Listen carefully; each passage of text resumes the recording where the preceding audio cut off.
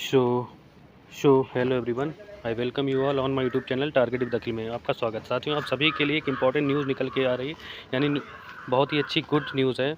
बहुत ही bumper vacancies RRB JEE ने release कर दी है, जिसमें आपको 2569 वैकेंसीज आपको देखने को मिलेंगी। बहुत ही गुड न्यूज़ है। जो भी बच्चे रेलवे की तैयारी करते हैं, एक सपना होता है एक अच्छी जॉब पाने का, अच्छे सैलरी वाली जॉब पाने का। अगर आपका भी सपना सैलरी वाली जॉब पाने का है, अच्छी सैलरी, एक डिसेंट सैलरी, एक अच्छे लेवल की जॉब पाने का, तो आपके लिए बहुत ही सही वैकेंसीज़ है। आप इसमें अप्लाई कीजिए और अपने सपने साकार कीजिए। जो भी बच्चे रेलवे के स्टूडेंट तैयारी करते हैं, एनटीपीसी की, ग्रुप डी की, जितने भी बच्चे तैयारी करते हैं, तो उनका एक सपना होता है कि एक अच्छे लेवल की जॉब रेलवे में पाई जाए। तो ये सबसे बेहतर, मुझे लगता है सबसे बेहतर जॉब है जो आपके लिए नोटिफिकेशन जिसका आउट हो जाए, यानी आरआरबी जेईई जूनियर इंजीनियर की वैकेंसीज़। इसमें साथियों बात करेंगे तो पूरी डिटेल नोटिफिकेशन आपको चैनल पर देखने को मिलेगी। वीडियो पर बने रहिए और चैनल पर नए चैनल सब्सक्राइब करो करके, और इसी तरीके की वीडियो देखने के लिए चैनल पर बने रहें। आगे बढ़ते हैं और बात करते हैं कि इसमें कौन कौन सी पोस्टों के लिए जो है ये आउट हुआ है। तो इसमें साथियों 3 तरह की पोस्टें मिल रहेंगी, जिसमें आपका junior engineer, deport material superintendent और केमिकल मैकेनिकल असिस्टेंट की वैकेंसी जो है देखने को मिलेंगी। इसके बारे में बात करते हैं। बाकी एजुकेशन क्वालिफिकेशन फॉर्म कब से भरे जाएंगे, क्राइटेरिया क्या रहेगा, कितने भी स्टेजों में एग्ज़ाम होगा, मेडिकल डेवी, सारी बातों मैं आप लोगों से इस वीडियो के माध्यम से डिस्कस करूँगा। तो सबसे पहली बात है कि आपके फॉर्म जो है वो आपके भरना स्टार्ट हो गए हैं, और आपकी जो लास्ट डे जो फॉर्म है वो आपकी नवंबर 30 नवंबर तक आपकी जो है आखिरी डेट है फॉर्म भरने की। यानी 30 नवंबर तक आप इसमें फॉर्म अप्लाई कर सकते हैं। अगर आपने कोई मॉडिफिकेशन फॉर्म में करना है, यानी कोई गलती हो गई फॉर्म में, तो टाइम आपको मॉडिफिकेशन करना है, तो मॉडिफिकेशन के लिए जो डेट है वो आपके 3 दिसंबर से और 12 दिसंबर के बीच आप इसमें मॉडिफिकेशन कर सकते हैं। और अप्लाई जो है आप 30 नवंबर तक इसमें आप अप्लाई कर सकते हैं। तो फॉर्म तुरंत ही भरिए, क्योंकि बाद में शायद बिजी हो जाती है रेलवे की, तो इससे दिक्कत आती है। अब आगे बढ़ते हैं। ये हो गया कि फॉर्म कब से भरना स्टार्ट है और कब कब तक भर जाएंगे। तो 30 नवंबर तक आपके फॉर्म भरे जाएंगे, ठीक है। अब बात करते हैं कि लेवल कौन सा है इस पोस्ट में। सैलरी की बात आती है, लेवल की बात आती है, तो लेवल 6 के साथ में पोस्ट है। लेवल 6 की पोस्ट है, इसमें जिसकी आपकी जो बेसिक पे होता है वो 35,400 बनता है। इसमें फिर डीए लगाकर करीब आपकी सैलरी 65,000 प्लस हो जाएगी। कितनी आपको पहली बार में इनहैंड सैलरी 65,000 प्लस बनेगी, जो कि मुझे लगता है बहुत ही डिसेंट सैलरी मानी जाती है। तो इसमें जो एज लिमिट है वो 18 से 33 के बीच अगर आप हैं तो आप इस फॉर्म को अप्लाई कर सकते हैं। एज लिमिट आपकी है 18 से 33। टोटल वैकेंसीज है 2569 पोस्ट के लिए ये निकालेंगे। इसमें डिटेल जोन वाइज वैकेंसीज का डिस्ट्रीब्यूशन किया गया है। अब आगे बढ़ते हैं और बात करते हैं कि एज काउंट कब से होगी। तो साथियों एज जो है आपकी काउंट होगी वो 1/1/2026 तक, यानी 1/1/2026 तक अगर आप 18 साल के हो गए हैं तो आप इस फॉर्म को अप्लाई कर पाएंगे। और मेडिकल जो होता है रेलवे का चार्ट दिखा दूँ मेडिकल का। तो मेडिकल के लिए एथ की स्टैंडर्ड क्या होता है, डिस्टेंस विजन विद और विदाउट ग्लासेस 6/9 होना चाहिए। जबकि B1 के लिए होता है 6/12 और 6/9 विद और विदाउट ग्लासेस। और पावर आपकी 4 डायोप्टर से ज़्यादा नहीं होनी चाहिए। और C1 क्वालिटी के लिए कई बच्चे जिनकी आँखें वीक होती हैं, उनके लिए जो मेडिकल स्टैंडर्ड जानना बहुत ज़रूरी है कि किस पोस्ट के लिए अप्लाई कर सकते हैं। तो जो C1 कैटेगरी का मेडिकल होता है वो 6/12 6/18 विद और विदाउट ग्लासेस, और आपका जो चश्मे का इसमें नंबर कितना भी हो कोई फ़र्क नहीं पड़ता, ठीक है। तो चश्मा वाले भी जो बच्चे इसमें आराम से एलिजिबल हैं, ज्वाइन कर इसकी तैयारी करके अपने सपने साकार कर सकते हैं। अब आगे बढ़ते हैं और बात करते हैं कि आपका नेशनलिटी तो पता ही होगी, एज लिमिट क्या है। तो एज लिमिट मैंने जैसे आपको बताया कि 1/1/2026 तक अगर आपका मिनिमम जो एज है 18 साल है तो आप इसके लिए फॉर्म भर सकते हैं। और मैक्सिमम आपका एज 33 साल है। यानी जो यूआर और ईडब्ल्यूएस कैटेगरी के कैंडिडेट हैं तो उनका जो डेट ऑफ बर्थ है 2 जनवरी 1993 से पहले का नहीं होना चाहिए। यानी 2 जनवरी 1993 में अगर उनका डेट ऑफ बर्थ आ रहा है तो उसके बाद का है तो वो लोग फॉर्म भर पाएंगे। और जो ओबीसी नॉन क्रीमी लेयर यानी जो ओबीसी कैंडिडेट हैं उनका जो है 2 जनवरी 1990 से अब इसको भर पाएंगे। SC ST की बात करें तो 1988 अगर आपकी डेट ऑफ बर्थ है 2 जनवरी 1988 के बाद का अगर आप डेट ऑफ बर्थ है तो आप इसके लिए फॉर्म अप्लाई कर पाएंगे। और अगर आपका जन्म 1/1/2008 से पहले का है तब आप इसके लिए फॉर्म अप्लाई कर सकेंगे। अगर आपका जन्म 1/1/2008 के बाद हुआ है तब आप इसके लिए एलिजिबल नहीं होंगे। तो मुझे लगता है कि आपको एज के बारे में सारी चीज़ें फिट बैठ गई होंगी। अब बढ़ते हैं आगे एज रिस्ट्रिक्शन की बात। अगर आप ST SC कैंडिडेट हैं तो आपको 5 साल की छूट है। अगर आप ओबीसी कैंडिडेट हैं तो आपको 3 साल की छूट है। बाकी एक्स सर्विसमैन जैसा इसमें दिया गया आप देख सकते हैं।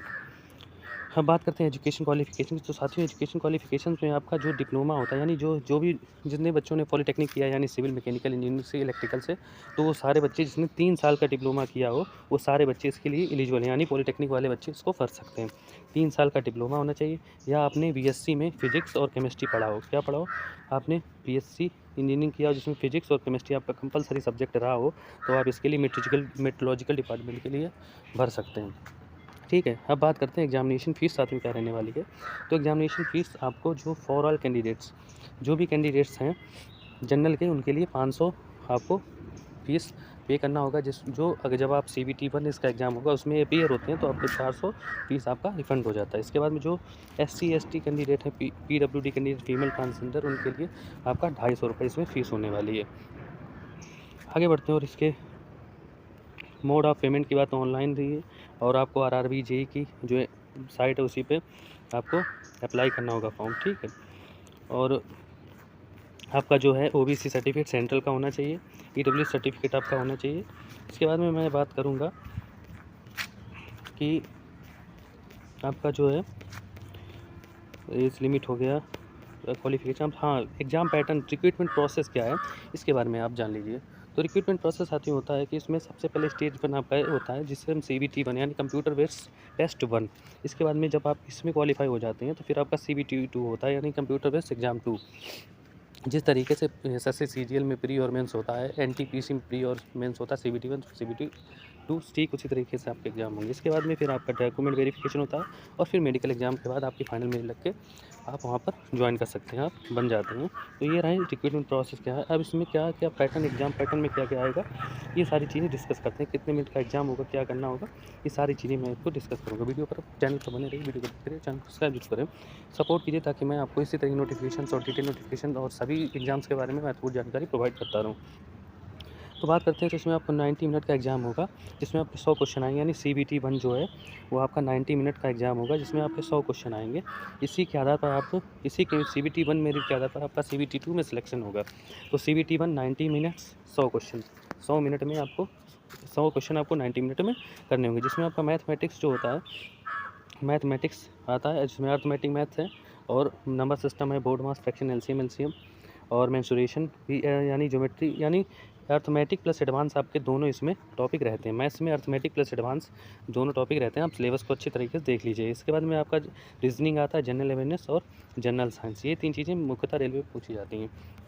और आगे बढ़ते हैं, हाँ अब देखिए आपका ये, यानी क्या क्या कितना वेटेज रहेगा, ये आपको इसमें दिया गया। तो वेटेज की बात करें तो मैथ आपका जो है 30 क्वेश्चंस आएंगे और 30 नंबर के आएंगे।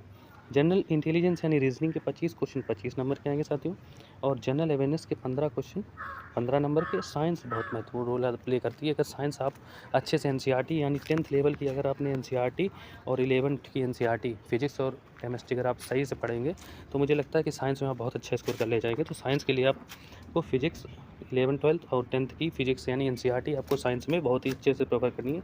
30 क्वेश्चन आपके साइंस के होंगे, 15 जनरल अवेयरनेस, 25 रीजनिंग और 30 आपके मैथमेटिक्स। कुल मिलाकर आपका 100 मार्क्स का क्वेश्चन होगा, और 90 मिनट्स आपको इसमें करने को मिलेंगे। इसमें 1/3 नेगेटिव मार्किंग होती है, ये आपको याद रखना है। जितने भी रेलवे के एग्जाम होते हैं सब में 1/3 ही नेगेटिव मार्किंग होती है। ये रहा आपका CBT 1 का। इसके बाद में आप CBT 2 की बात करें तो CBT 2 में आपका कितने मिनट्स का एग्ज़ाम होगा, तो CBT 2 में साथियों आपका 120 मिनट का एग्ज़ाम होगा, जिसमें आपके नंबर ऑफ क्वेश्चन जो होंगे वो 150 होंगे। इसमें बात करेंगे, इसमें भी सिलेबस है सेम ही होता है, बस थोड़ा इसमें अंतर होता है, वो अंतर होता है इसमें थोड़ा सिलेबस चेंज होता है, जिसमें बेसिक कंप्यूटर्स और एप्लीकेशंस आ जाते हैं, और बेसिक एनवायरमेंटल पोल्यूशन कंट्रोल आ जाते हैं, यानी जो भी टेक्निकल ट्रेड के जो भी होते हैं उसमें 2-4 आ जाते हैं। तो इसमें क्या होगा, CBT 2 में आपको जनरल अवेयरनेस के 15 क्वेश्चन 15 मार्क्स के आपको देखने मिलेंगे, physics chemistry 15 question 15 marks, basic computer applications 15 question 15 marks 10 question 10 marks के, और बेसिक एनवायरमेंट पोल्यूशन कंट्रोल के 10 क्वेश्चन 10 मार्क्स के। टेक्निकल एबिलिटीज़ जो भी ट्रेड से रिलेटेड होते हैं, यानी आपका मैकेनिकल इलेक्ट्रिकल जो भी ट्रेड है उसके अकॉर्डिंग जो भी टेक्निकल एबिलिटीज़ के क्वेश्चन 100 मार्क्स के आते हैं। तो कुल मिलाकर आपके टोटल 150 क्वेश्चंस 150 मार्क्स के, और इसमें आपको टोटल 120 मिनट इसमें होते हैं। ठीक है, तो इसमें आपको 120 मिनट में 150 क्वेश्चन ये रहा आपका CBT 2 का सिलेबस। यानी जब आप CBT 1 क्वालिफाई कर लेंगे तब आपको CBT 2 में बैठने के लिए मौका मिले। तो कंपटीशन बहुत तगड़ा रहने वाला है, क्योंकि जो पोस्ट है अच्छी खासी सैलरी प्रोवाइड करती है, एक वेल प्रॉस्पेरस जॉब है जिसमें बहुत से बच्चे अप्लाई करते हैं। आगे बढ़ते हैं। जैसा मैंने आपको बता दिया कि इसमें जो निगेटिव मार्किंग है, निगेटिव मार्किंग साथियों 1/3 की निगेटिव मार्किंग है, यानी आपको ज़्यादा रिस्क लेने की भी इसमें आवश्यकता नहीं है। जितना आता है उतना ही, जितना आप एक्यूरेसी के साथ इसमें अटेम्प्ट करेंगे उतना आप अच्छा कर पाएंगे। टेबल मैपिंग बता दूं कि ये आपकी इलेक्ट्रिकल यानी मैकेनिकल की जितनी भी इंजीनियरिंग की जितनी पोस्ट हैं उसके लिए क्या क्या ट्रेड हैं, और ये सारी ट्रेड को इसमें बारे में बताया गया, जिसमें बीएससी केमिस्ट्री फिजिक्स तो आप मेडिकल डिपार्टमेंट के लिए अप्लाई कर। मैंने आपको पहले ही बता दिया एजुकेशन क्वालिफिकेशन, यानी अगर आपने बीएससी केमिस्ट्री फिजिक्स के साथ किया तो आप इसके लिए एलिजिबल हैं। अगर आपने 3 ईयर का डिप्लोमा किसी बीएससी सिविल इंजीनियरिंग में किया तब भी आप इसके लिए एलिजिबल हैं। तो ये मैंने आपको एजुकेशन क्वालिफिकेशन के बारे में पहले ही बता दिया था। शॉर्ट लिस्ट कैंडिडेट अगर आपको सीबीटी हो तो फिर इसके बाद में आपका डीबी होगा। नॉमिनेशंस आपके शिफ्ट के आधार पर होता है, इसके बाद डीबी होकर और ये आपकी फाइनल हो जाता है। ठीक है, तो ये रही आपकी जो नोटिफिकेशंस के बारे में मैंने सारी चीज़ें मुझे लगता है मैंने डिस्कस कर दी हैं। सभी जोन्स की अलग अलग वेबसाइट पे दिया गया। आरआरबी की भी किसी वेबसाइट पे जाकर जिस भी जोन से आप फॉर्म अप्लाई करना चाहते हैं उस जोन पे जाकर आप फॉर्म अप्लाई कर दीजिए। अप्लाई करने की आपकी लास्ट डेट है वो है आपकी 30 नवंबर। ठीक है, तो ये रही आपकी नोटिफिकेशन। थैंक यू, जय हिंद। मिलते हैं नेक्स्ट वीडियो में। अगर वीडियो अच्छा लगे चैनल को सब्सक्राइब करें और इसी तरीके की नोटिफिकेशंस और डिटेल चीज़ें देखने के लिए और भी एग्जाम्स की जानकारी प्राप्त करने के लिए हमारे चैनल पर बने, चैनल को सब्सक्राइब करें। जय Hind, bye bye, take care. मिलते हैं नेक्स्ट वीडियो में। Stay updated, target with Akhil.